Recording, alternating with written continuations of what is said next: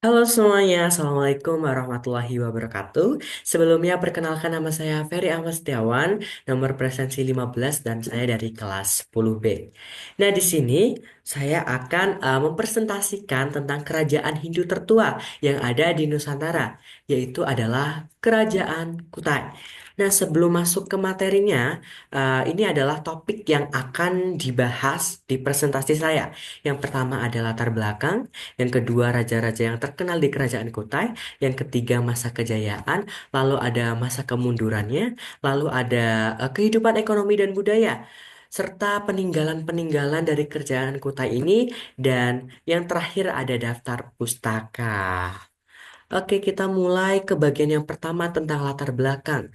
Nah, kerajaan Kutai ini diperkirakan berdiri pada abad keempat Masehi dan dianggap sebagai kerajaan Hindu tertua yang ada di Indonesia.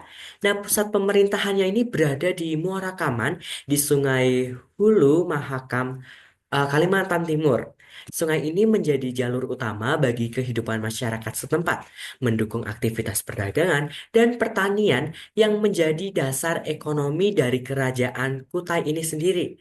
Nah, pengaruh Hindu di Kutai ini berasal dari pedagang dan pendeta India yang datang ke Nusantara. Mereka membawa agama, sistem pemerintahan, serta budaya yang kemudian akan diadopsi oleh masyarakat setempat.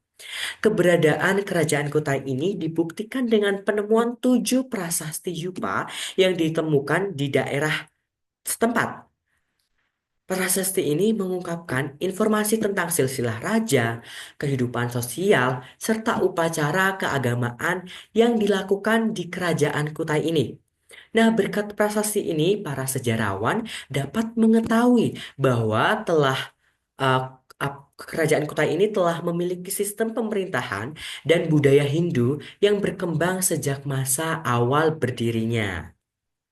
Oke, lanjut ke raja-raja terkenalnya. Yang pertama ada Raja Kudungga. Raja Kudungga merupakan raja pertama yang memimpin kerajaan Kutai. Nah, menurut analisis Profesor Dr. Purbacakara, Kudungga adalah nama asli Indonesia. Karena apa? Dasar alasannya karena nama Kudungga ini mirip dengan nama orang Bugis, yaitu Kadungga. Nah, pada masa kepemimpinan Raja Kudungga, sistem pemerintahannya ini belum terstruktur secara jelas, bahkan rajanya aja masih menjadi kepala suku. Tetapi dengan adanya pengaruh Hindu, Kudungga mengubah struktur pemerintahannya menjadi kerajaan dan mengangkat dirinya sebagai raja. Nah, yang kedua ada Raja Aswawarman. Raja Aswawarman ini merupakan anak dari Raja Kudungga nih guys. Sebagai yang tercatat dalam Prasasti Yupa bahwa pemerintahan Kutai ini akan diteruskan oleh Aswawarman. Nah, dalam Prasasti Yupa disebutkan bahwa Raja Aswawarman ini adalah seorang raja yang cakap dan kuat. Pada masa pemerintahannya, wilayah kekuasaan Kutai ini diperluas guys. Buktinya dengan adanya pelaksanaan upacara Asma Weda. Nah, upacara ini itu apa? Untuk bertujuan mengetahui luas kekuasaan melalui pelepasan kuda. Nah, semakin jauh telapak kuda yang ditemukan, maka semakin luas juga wilayah kekuasaannya.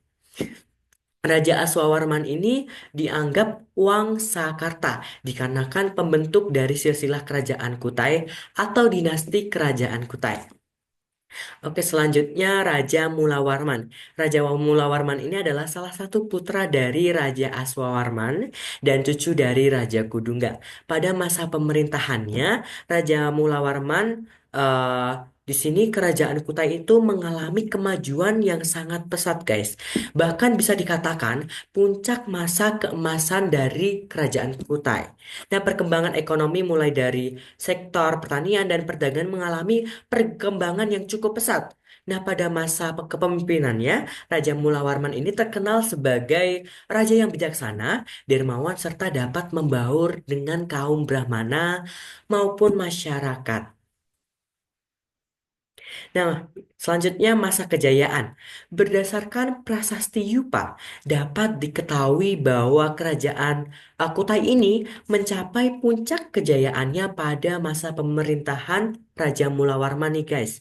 Mulawarman disebut juga sebagai raja yang memiliki budi pekerti baik, kuat, dan pernah mengadakan upacara persembahan 20.000 ekor lembu sekaligus untuk kaum Brahmana yang bertempat di Wapraketsvara. Nah, Wapraketsvara ini adalah tempat suci atau keramat yang merupakan sinkretisme antara kebudayaan Hindu dengan kebudayaan dari Indonesia. Nah, sebagai keturunan Aswawarman, Mulawarman juga melakukan upacara Fratyastoma, yaitu upacara pencucian diri untuk masuk pada kasta ksatria. Pada masa pemerintahan Mulawarman, upacara penghinduan ini dipimpin oleh pendeta atau kaum Brahmana dari orang Indonesia asli nih. Hal ini tuh membuktikan bahwa kemampuan intelektualnya tinggi karena bahasa Sanskerta itu bukanlah bahasa rakyat sehari-hari, guys. Selain itu juga di bawah kekuasaan Raja Mula Warman, kehidupan ekonomi kerajaan ini menjadi pesat, pesat dari sektor pertanian, perdagangan. Nah, karena letaknya itu sangat strategis.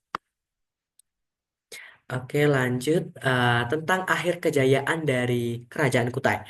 Nah, di dalam sejarah itu disebutkan guys bahwa Kerajaan Kutai runtuh saat Raja Kerajaan Kutai terakhir yang bernama Maharaja Dharma Setia yaitu tewas di tangan Raja Kutai Kartanegara ke-13 yaitu Aji Pangeran Anum Panji Mendopo. Nah, kerajaan Kutai Kartanegara selanjutnya menjadi kerajaan Islam, guys, yang bernama Kesultanan Kutai Kartanegara. Kutai Kartanegara selanjutnya menjadi kerajaan Islam. Nah, setelah tahun 1735, kerajaan Kutai Kartanegara yang semula rajanya bergelar pangeran berubah menjadi gelar sultan. Sultan Aji Muhammad Idris dan hingga sekarang disebut Kesultanan Kutai Kartanegara. Selanjutnya kehidupan ekonomi dan budaya. Yang pertama ada kehidupan ekonomi. Kerajaan Kutai itu terletak di tepi Sungai Mahakam sehingga masyarakatnya itu banyak pencaharian di bidang pertanian. Selain pertanian, mereka juga melakukan perdagangan, bahkan diperkirakan sudah terjadi hubungan dagang dengan bangsa luar. Sebab jika dilihat dari letak geografisnya, kerajaan Kutai ini berada pada jalur perdagangan antara Cina dan India. Jalur perdagangan internasional dari India melewati Selat Makassar, terus ke Filipina dan sampai di Cina. Nah, dalam pelayarannya, para pedagang ini eh, diperkirakan singgah terlebih dahulu di kerajaan Kutai. Oleh sebab itu, Kutai semakin ramai dan rakyatnya itu pada hidup makmur. Nah, kemakmuran kota ini tercermin dari eh, kedermawaan Raja Mulawarman. Nah, itu juga dikisahkan ia mengadakan kurban emas dan 20.000 ekor lembu untuk para Brahmana. Itu menunjukkan kedermawannya seorang raja. Oke, lanjut salah satu peninggalan paling terkenal dari kerajaan Kutai adalah 7 Prasasti Yupa yang ditulis menggunakan aksara Palawa dalam bahasa Sanskerta, guys. Prasasti ini berisi banyak informasi mengenai sejarah dan silsilah keluarga kerajaan. Yupa sendiri merupakan tugu batu setinggi sekitar 1 meter yang ditanam di dalam tanah, menyerupai tiang berukuran besar. Nah, pada bagian bawahnya itu eh, apa itu ada ukirannya, tulisannya yang menyatakan bahwa Kutai adalah kerajaan tertua yang ada di Indonesia. Diperkirakannya tulisan ini dibuat oleh masyarakat masa lalu sebagai bentuk pengenalan terhadap kerajaan mereka. Selain itu berfungsi sebagai prasasti sejarah. Yupa juga digunakan sebagai tiang pengikat hewan dalam upacara keagamaan serta sebagai simbol kebesaran seorang raja.